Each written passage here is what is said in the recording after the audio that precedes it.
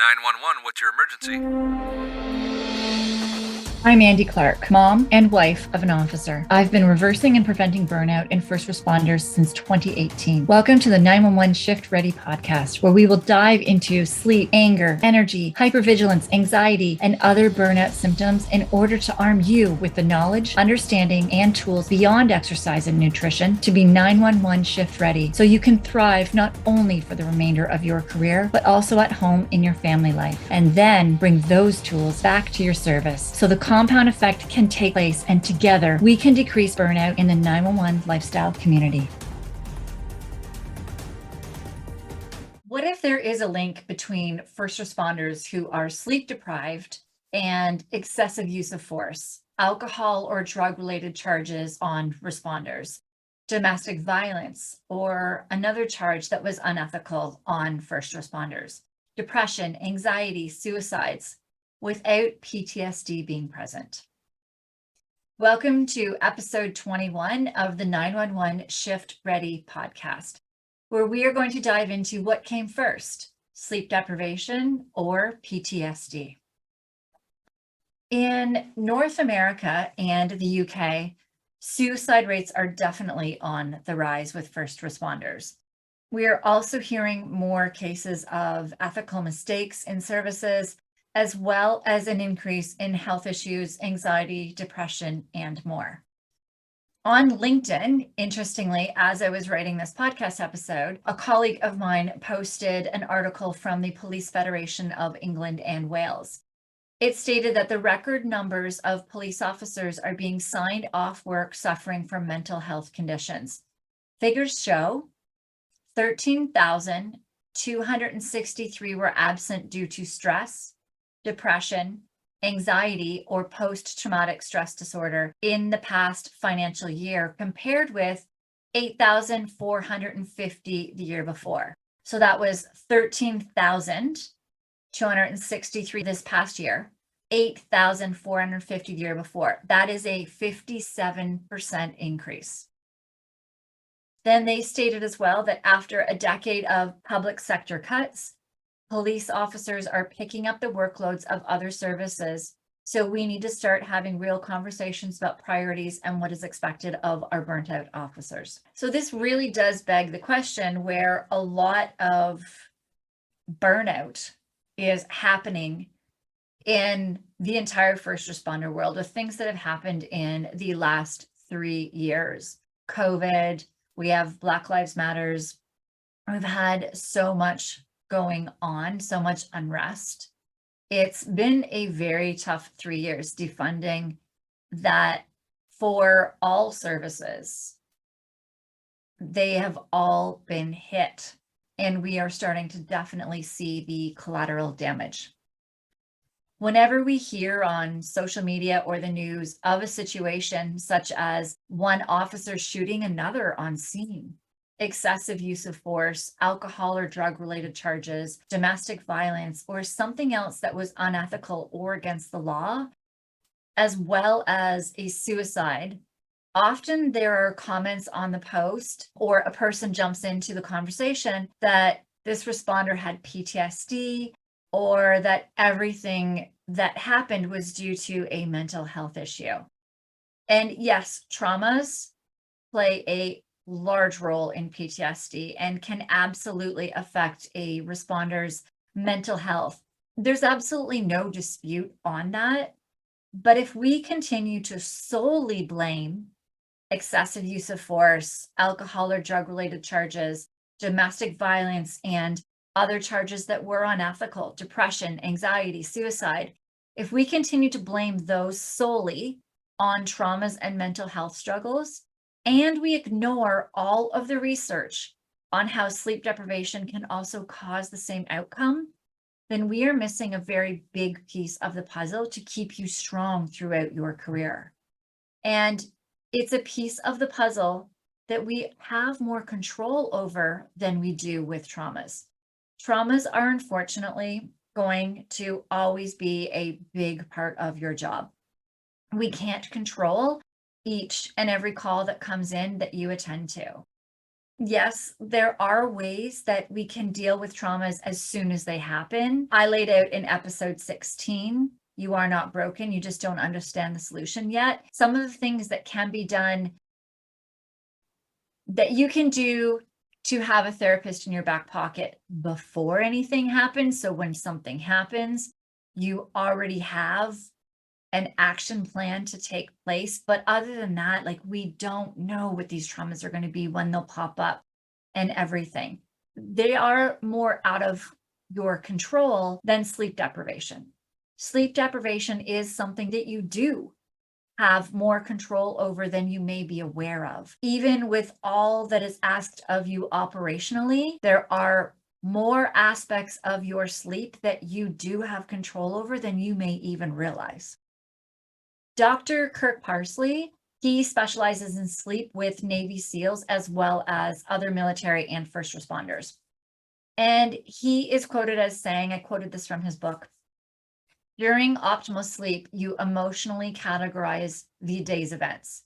This simple point has a huge implication for military, paramilitary, law enforcement, and any other type of emergency first responders works. If you don't sleep well, then you cannot appropriately categorize events. You're much more likely to get post-traumatic stress disorder. When sleep deprived, you are also more likely to become an alcoholic or dependent upon other drugs to decrease your anxiety and stress levels. You're even more likely to commit suicide and much more likely to engage in spousal abuse, child abuse, road rage, and just about any other socially unacceptable activity one can think of. Now, this is a doctor that specializes in sleep. That is a big part of what he does and focuses on, specifically with Navy SEALs and first responders. And during optimal sleep, you emotionally categorize the day's events. So when you're sleeping, that's when you're able to make sense of what happened and give it a file in your brain, which you've heard me talk about in past episodes about that. And when you are sleep deprived, you're not able to get those files in your brain, and you're more likely to get PTSD. As well as the alcohol, dependent upon drugs, decreasing your anxiety and stress levels, committing suicide, spousal abuse, child abuse, road rage. These are things that you uphold the law about.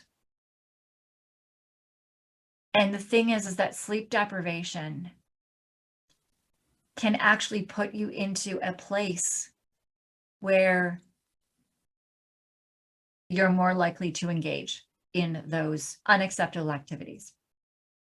And then we also think about Lieutenant Colonel Dave Grossman, who has spent his entire career, decades and decades, researching trauma in first responders and military. His books on combat, on killing, like, he has dove into the psychology of killing. Like, he has had a really large focus on stress and how stress affects the body and PTSD.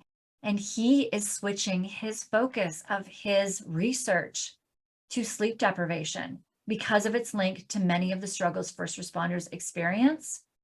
Quoting him, he has said that sleep deprivation is the #1 reason officers commit suicide, make ethical mistakes, and use excessive force. That's quoted by Lieutenant Colonel Dave Grossman, who has studied PTSD immensely in first responders and stress responders. He is saying that sleep deprivation is the #1 reason officers commit suicide, make ethical mistakes, and use excessive force. So the term sleep deprivation, just want to make sure that we are clear about it. It is getting less than the needed amount of sleep, for which adults ranges from 7 to 9 hours. Chronic sleep deprivation is known as, or is defined by the American Academy of Sleep Medicine as a sleep that has less than 7 to 9 hours that persists for 3 months or longer. I've been wondering if the rise in Chicago police officer suicides is due to the fact that they have had a couple of very large blocks, 3 to 6 months. If I'm correct, definitely, if I'm not right on this, somebody let me know. But I actually was personally speaking with a Chicago police officer, and they were on month 3 at one point, and then I heard that there was another stint. So I don't know how long they were going because of the defunding and their short staffing, that they were not allowed days off. So they were having 12-hour shifts. They're also short staffed, a lot of overtime. And then they still had to commute home. And that doesn't even make it possible to get 8 hours of sleep by the time you commute home, take your shower, eat, prep food for the next day, get your uniforms ready, and see your family. During COVID as well, many fire and EMS stations, they would have an entire station out, and neighboring stations would have to pull doubles and sometimes triples, 48, 96 hours shifts at busy stations where there are calls 24 hours in order to cover for the short staffing. And added to that, they're also all stressed over if they're going to get COVID as well. Like, how have the past 3 years been for you with COVID, with Black Lives Matters, with defunding? Everything has affected each service, each station differently. How is your sleep? Have you been able to recover after you've had long blocks of shifts and tough operational demands? The operational demands on my husband these last 3 years has been huge. This year alone, you've heard me talk about it if you've listened to this podcast, 33 days straight during the trucker rally, averaging 18 hours. I just did what? September 4th until I think September 21st, 24th. So yeah, 20 days straight. But the hours he's accrued have been astronomical. His regular full-time hours is almost what he has accrued in overtime hours. It's been crazy. So what I often hear as well is that 4 to 6 hours of interrupted sleep, where you're waking maybe every 2 hours, is actually a good sleep for many, if not most of the responders that I speak with on a day off, even when they have 7 to 9 hours in bed. So that's half the time that you're actually in bed, that you're awake, tossing and turning, trying to sleep. And sleep deprivation is getting less than 7 to 9 hours at a time. That puts you into sleep debt. Chronic sleep deprivation is 3 months of less than 7 to 9 hours a night. So how many hours do you get on average? What is your sleep like? And how long has it been that way? If it's good, keep doing what you're doing, honestly, and start sharing it. The compound effect. Share what you're doing because people need to hear it. If you're not, though, that's the majority. And it really is hard. I do have other episodes I've gone into where I dive into sleep more. So check ones. There's one on exhaustion. There's one on snoring, different ones, and they all dive into different aspects as to why sleep is a struggle for you guys. So it really does make sense as to why it is. But once you can figure out the solution, that knowledge is always power if you put in the work and the effort. So are you able to get a good solid sleep on your days off and wake up with energy? A sleepy, stressed out brain decreases productivity by 30% when 6 hours of sleep is your norm. So I'll say that again. When you're having 6 hours or on average of sleep, and that's not an interrupted sleep, that's just like a solid 6 hours of sleep, your brain decreases productivity by 30%. So this explains why sometimes your to-do list never gets done and why we start perceiving the work as being more stressful and making it less enjoyable. Reports. I hear so often how reports that used to take you no time at all now are a struggle, to take so much energy to be able to pull the details out, remember the details, and write them all down.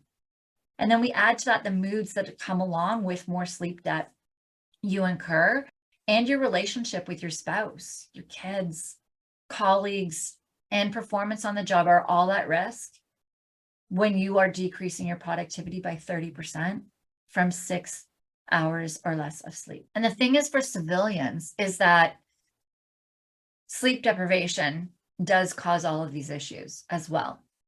But sleep deprivation for a first responder is very serious. It can mean the difference between life or death in certain situations for you on the job. which absolutely makes sense why Lieutenant Colonel Dave Grossman, who spent a lot of his career on what stress does to you in combat and PTSD, has been switching his focus recently to sleep deprivation. The impact of those that I've worked with on sleep has had such a huge effect on not only their physical health, which is my area of expertise, but also mentally, their mood regulation, happiness, their calmness. Many responders have told me after about 6 months in my program that they had suicidal ideations before joining. A few had actually almost gone through with it. For many, not all, the suicidal tendencies went away once we got their sleep back on track and resting system strong. I don't work on PTSD. I don't work on traumas or mental health. I work on sleep and strengthening your physical stress system. And I've had many guys tell me that after going through my program, getting their sleep back on track, their suicide ideations went away. When I have these guys telling me this, telling me that these suicidal ideations went away once they got their stress system stronger and their sleep back on track, how can the statement that PTSD, traumas, and mental health struggles are the sole reason for suicides and first responders be true? I mean, it can't. Through my research, I have learned that PTSD has 4 specific symptoms, and these symptoms have to be showing for more than 30 days in order to be diagnosed by a medical professional as having PTSD. If you don't have these 4 symptoms, then a PTSD diagnosis should not be given. So the first 2 are intrusive memories, where you're having daydreams or nightmares, flashbacks, but it's a reoccurring memory or memories of one or multiple traumas. And remember, this has to happen for more than 30 days straight in order to be diagnosed. Also avoidance, avoiding situations or talking about it, the places where it happened, anything that puts you out or not dealing with the traumas. I've had guys who have told me that they do avoid certain streets on their beat as much as they possibly can. They drive home a different way in order to avoid certain scenes that have happened, calls that have happened in their past. So the other 2 are also symptoms of sleep deprivation. So cognition and moods is one, and arousal and reactivity. And if we go back to those symptoms that we were talking about, where we're saying excessive use of force, that's arousal and activity. Alcohol and drug-related charges, that can get into numbing things out as well. The domestic violence, arousal and reactivity. Depression, anxiety, suicides. Those can all be cognition and moods, arousal and reactivity as well, which fall under sleep deprivation as well as PTSD. So there's an overlap as well in certain signs and symptoms and criteria that define both of those. I do break down in episode 2. I'm not the person my husband married. I changed more about these PTSD symptoms. Since working with first responders in 2018, I've been told by some that they went in for a PTSD diagnosis in order to get help, and off on medical leave, they were having severe anxiety. They couldn't sleep. They were having suicidal thoughts, but they did not have the 4 defining criteria, and they were told that they did not have PTSD. They could not get a diagnosis in order to get medical leave. After asking them questions, and sorry, I'm stating medical leave because certain services, even if you have these symptoms in certain services, not all, you can only get leave if you have a PTSD diagnosis. You cannot get leave in some services if you are still struggling mentally, whereas other services will say this person is not or should not be on duty and they do need a break. And some services will accept that without a PTSD diagnosis. I do want to put that out there. So when I did ask some of these responders that told me that this did happen to them, they did fit the criteria of sleep deprivation though. PTSD is horrible, and I am definitely not taking anything away from it. It is a beast. And to get back out the other side takes strength. And I'm not sure I would have that strength. It's tough. PTSD is real. PTSD is valid. Just as valid as the symptoms of sleep deprivation are. Have you ever considered the criteria required for a PTSD diagnosis? I didn't know this until I learned it from somebody who is an officer who, through his PTSD traumatic experience, now has his PhD in studies along with this, and he helps run a program for officers with PTSD. I learned about all of this criteria through him. If anybody would like, should actually make a note on that as well. I can post actually his video where he dives deep into that. I'm going to write that down now, so give me a sec. It's moral injury, compassion fatigue, and PTSD. He dives into the defining criteria of all of those in an interview that I did with him. I'll add that to the show notes of this. Until I'd met him, I had never really understood the defining characteristics of PTSD. So with what you do know now, when you come across someone who is experiencing suicidal thoughts or struggles with mood regulation, substance abuse, unethical behaviors, will you assume that they have PTSD? I'm going to hope that's a no. And if you came across somebody, though, with PTSD, who after asking questions about their sleep, you find out that their sleep number, that it is less than the 6 hours or 7 hours for 3 months, fits the sleep deprivation definition, would you think that PTSD is the only reason why they are feeling the way they're feeling? I hope not, which is why this episode is actually titled, Which Came First, Sleep Deprivation or PTSD? We may never know, and it's not really important. The important piece that I hope you take away from this episode is realizing that both PTSD and sleep deprivation play a large part as to why first responders are struggling. From a health perspective, Sarah Mednick, she's a PhD who specializes in sleep, in naps specifically, talks about how heart attacks go up in those who have slept less than 7 hours a night. We hear a lot of heart attack struggles, heart attacks, heart issues in the first responder world.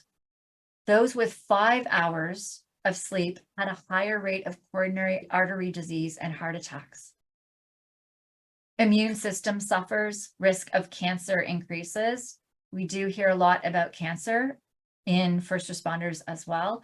There definitely are risks with the toxins and everything, especially with fire, but not all are toxic related. Immune system as well. We hear a lot about autoimmune diseases.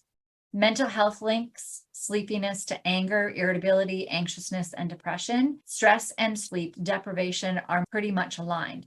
There is a chance we are confusing them both. And that is quoted by a doctor who specializes in sleep. She is saying that there's a chance we are confusing them both with stress and sleep deprivation. Sleep deprivation is very serious. So depriving yourself of 2 hours of sleep leads to a performance decline on par with a blood alcohol level of 0.05%.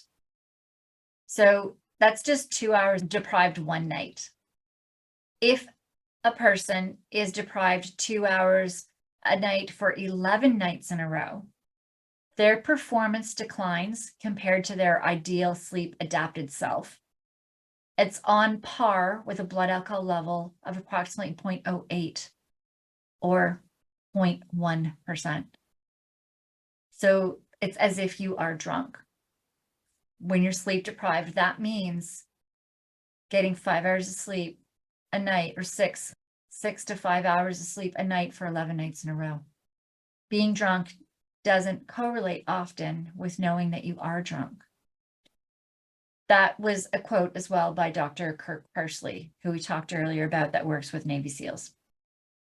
When you are sleep deprived, we often don't realize our actions. I hear all the time that spouses or colleagues mention symptoms to responders, and the responders don't believe they've noticed. I've heard from so many spouses that are like, I've tried to tell my spouse that we're walking on eggshells around them. The kids are afraid to go into a room with them, or that they're not noticing that things are declining at work, or they're getting shorter on calls, but colleagues are noticing it. Spouses are noticing these things.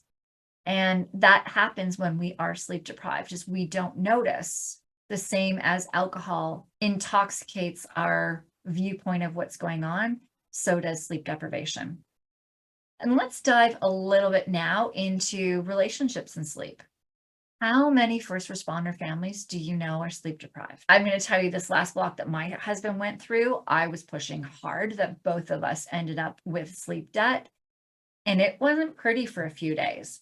There is an interesting study that took monogamous couples where both parties felt that they had a good, healthy, stable relationship, and they tested what sleep deprivation did to their relationship. One person got their regular amount of sleep and the other 2 hours less. Now, this is only one night of sleep. So 1 night of sleep, somebody got 2 hours less. The next day, they got to go on a date together. No responsibilities, all activities paid for.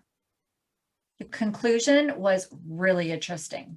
Both partners, both of them, rated the other as performing below average. Regardless which one was sleep deprived, both couples reported that their significant other wasn't as present, connected, communicative, fun, and in a good mood as they usually were. So the one who was sleep deprived was seeing that the other was grumpy, and the one that wasn't was seeing that the sleep deprived person was grumpy. Relationships are based on communication, the physical, nonverbal, body language, facial expression, tone and voice, and more. As we've covered, lack of sleep impairs the ability to communicate effectively, and both parties perceive this. The snowball effect of mirroring body language and the tone of somebody can turn a fun, enjoyable relationship into miscommunication and disagreements. Statistics on first responder families staying together are not great. For so many reasons, stress and sleep deprivation definitely play their part. I do wonder, how much does sleep deprivation play in the statistics of first responders' success in relationships? It is amazing watching the impact that my 911 Elite Performance program makes on families, getting messages from spouses and having kids hop on coaching calls. Sometimes I have a couple of times had some kids hop on coaching calls to thank me for giving their mom or dad back. And kids pop on and just say, my dad's happy when he comes home now and he plays with us. Thank you. And that's exactly why I do what I do. But man, it is getting the sleep back on track. It's getting their stress system sorted out again. What drives me, and that is a big motivating factor as to why I did start 911 Lifestyle, and to help you sleep and get your life back. The impact of those that I have worked with on sleep has had such a huge effect, not only on their physical health, which is my area of expertise, but it is also mentally, their mood regulation, their happiness, their calmness. And as I mentioned, many of them had suicidal thoughts or ideations before they joined. They never told me. Had they, I may have had them do some different things before they joined my program, but that would have actually stopped me from being able to even see and realize how much that sleep deprivation, that getting their sleep back on track, really does play a part in their well-being and their happiness and being able to manage everything that's going on around them. Sleep quality and getting yourself out of sleep deprivation is something you definitely have control in. It's tough hearing responders trying all of the remedies that they know that work for some civilians. Over-the-counter sleep aids, natural remedies, prescriptions, making changes to their diet, adjusting exercise, creating a sleep routine, cool dark rooms. There's so many things out there that you can Google online. And when those strategies don't work, often the next step for many responders that I've worked with, they end up resorting to over-the-counter cold and flu remedies, often with a shot of alcohol. Without success, from trying everything they find online, they've resigned to the fact that exhaustion is just a part of the job. And if that is the resignation, then sleep debt will increase, and that will result in excessive use of force, alcohol, or drug-related charges of responders, domestic violence, other charges that were unethical, depression, anxiety, and suicides. With what is asked of you operationally, there are times where you will not be able to get enough sleep, even if you are the best sleeper out there. That's just a fact. My dream is for services to start looking at other services where they have less sick time and less suicides and see what they are doing different. There's a book that I love. It's called Switch by Dan and Chip Heath. It's about looking at a problem from the lens of what is already working. And you start implementing what's working somewhere versus looking at a problem and trying to solve it. There were so many situations in there that I was looking at, and I kept thinking of services and how it would work so well in services to be adopting a lot of the strategies that do work in this book. There are services out there with less sick leave and suicides than other services. What is the difference? What are they doing? Can we emulate that? I often ask responders what their shift schedules are like, and it amazes me how many different schedules there are out there. And some do make more sense for your body to adapt to a sleep schedule. I've heard of even some 8-hour shifts. It was in Boston. I didn't dive deep enough to find out if it was a specialized unit or actual like officers on the road. There are some shifts where they stay on a shift schedule for 6 months, for a year, and their body adapts to that instead of 2 days, 2 nights. There are different ways that you can work them. Find out what others are doing. There are so many different varieties. I've always wondered why Fire and EMS are 24 hours. My guess, absolute guess, is that calls were not as frequent 24/7 as they used to, like in the past, as they are now. And at one point it may have made sense because they could sleep at the station and be near the truck if they needed to be to head out on the rare occasion that a call went out. But if that's the reason, things have changed. Call volumes have definitely increased 24/7.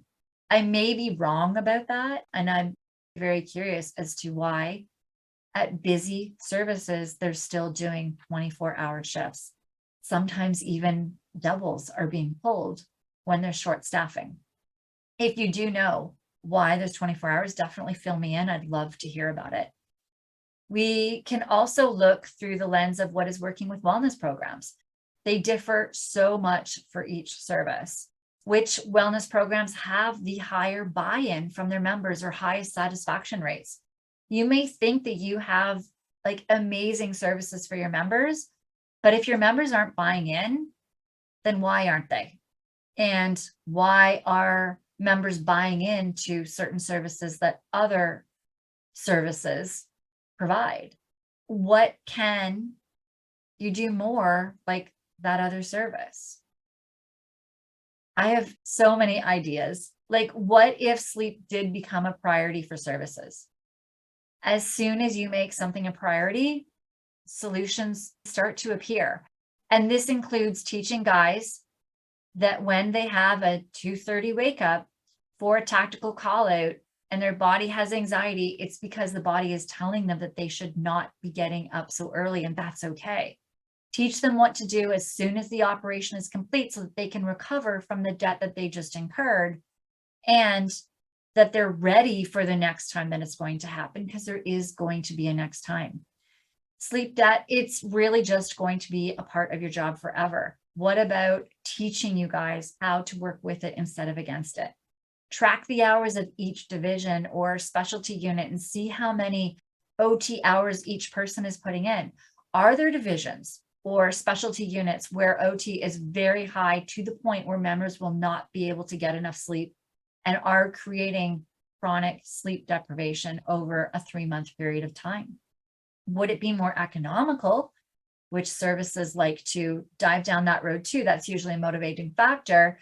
Would it be more economical to bring in another responder into that division or unit or whatever to pick up some work So you're not paying time and a half for overtime. What service wouldn't want that?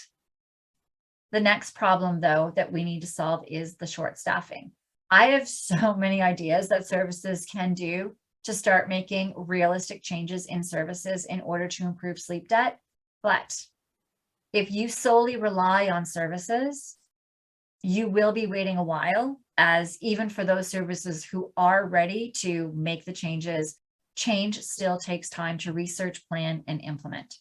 And your service can only make change at work while you're on the job. They can't make change while you're at home. And if you're not working on sleep that you have control over, it's like hiring a personal trainer to work with you like 1 to 3 hours a week, and you're not adding in any healthy habits in all of those other hours of the week, but you're still expecting a change. If you're still going home and eating fast food on your way home and not at all doing any moving at all or doing anything else, if you keep eating that junk food, not fueling yourself correctly after your workouts, or do what your body needs in order to heal and repair post-workout, then you're not going to make the gains from your personal training sessions. And this is the same at sleep. Your service can only do so much. They can make changes to how your shift runs and work hard to decrease OT where possible within their means. But if responders don't put in the work to personally support their own sleep at home while on shift, especially all of the operational stressors thrown at them, then their sleep will continue to spiral, increasing their sleep deprivation, leaving them more susceptible to exhaustion, short fuse and mood swings where your family's walking on eggshells, anxiety, depression, hypervigilance where you can't turn it off, health issues. And then those can eventually lead to excessive use of force, alcohol or drug-related charges, domestic violence, and other charges that are unethical for responders, and suicides. I'm not really sure if it matters what came first, sleep deprivation or traumas, including PTSD. What matters is that you now know that both sleep deprivation and traumas are risks of your job that can lead to struggles that can end your career and tear apart your family. And you also know that my 911 Elite Performance Program has proven since 2018 that it can help first responders get their sleep back on track for those who are willing to put in the work. So you do know that there is at least one solution that you have not tried yet to get your sleep back on track. Sleep and strengthening your stress system is the main focus of my 911 Elite Performance Program. It's not easy managing sleep with all of the operational stressors that push your stress and sleep to the max in your career and working days and nights, but it's possible. The doors are opening in our 911 Elite Performance Program this week, and they will only be open for 5 days, and they will not open again this year. I only open up 911 Elite Performance 3 to 4 times a year maximum to allow me time in between to coach those in the program and make sure that they get my time and attention that they deserve. This time around, the price is discounted because I'm rolling out an updated version of the program with new research and learnings, as well as new videos, audio, and written options for you to be able to go through the lessons the way that you learn best. We want to make sure that all of the videos are running smooth, that I didn't accidentally put the wrong video in the wrong lesson. And we didn't mix up any of the tech, if the tech is working the way it is designed. We've already tested ourselves, but there may be 1 or 2 things we missed. So I am keeping the price down, but it will go back up as soon as we have had a block of you go through it to make sure that all of the kinks are out. So take advantage if you do want this deep discount now. It's a good discount, as it will not be back in 2023 or ever. Taking advantage now does also mean that you will know what steps need to be taken to get your sleep back on track in 2023. And 2023 is only a couple months away. So go to 911shiftready.com and then go to the Work With Us page to learn about the program and join today. The doors are closing soon. So 911shiftready.com and go to the Work With Us page. And I will see you in the next episode. I hope you have found value in today's episode. Don't forget to like and share this episode so it's shown to more first responders, and subscribe to this podcast so you don't miss future episodes. Go to our website, 911shiftready.com. If you would like to work with us, learn more about our 911 lifestyle program, gain access to our free training, join our mailing list, or find our social media channels. That's 911shiftready.com.